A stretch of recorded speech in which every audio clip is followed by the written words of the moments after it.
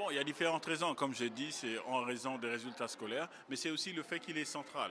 Parce que initié au Congo, vu certaines raisons, enfin, en tout cas pour différentes raisons, il faut l'installer ni trop au sud, ni trop au nord. La ville s'étend, alors on a choisi un endroit central et qui a d'excellents résultats, qui est facilement accessible, et ainsi de suite.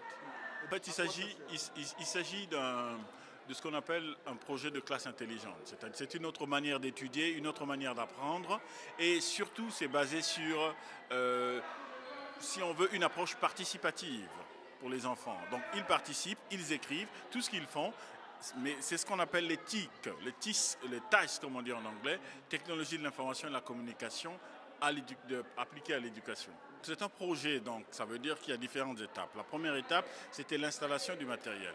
Et ensuite, il fallait apprendre. Donc il fallait que les formateurs, les enseignants eux-mêmes apprennent à la fois à être à l'aise avec la technologie, apprennent les logiciels et font un petit peu une espèce de préparation. Donc cette première année, c'était ça. C'était installer, initier et former les enseignants pendant la période de vacances normalement.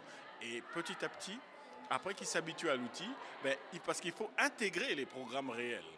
Donc on va choisir des élèves qui travailleront directement sur l'ordinateur. Donc c'est tout un ensemble, c'est un processus. Ça veut dire que ici, toutes les leçons qui seront tirées vont permettre de répondre.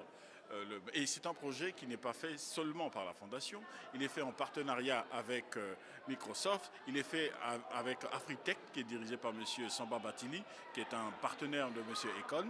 Donc c'est un grand projet, mais ici il s'agit d'abord de la phase pilote, avec l'intention ferme de répondre ailleurs. L'enfant apprend à la fois les nouvelles technologies, parce qu'il travaille sur...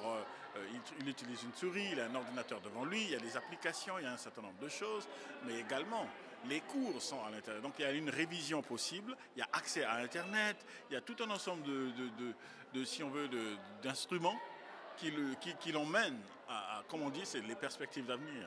Hein. Je vous remercie.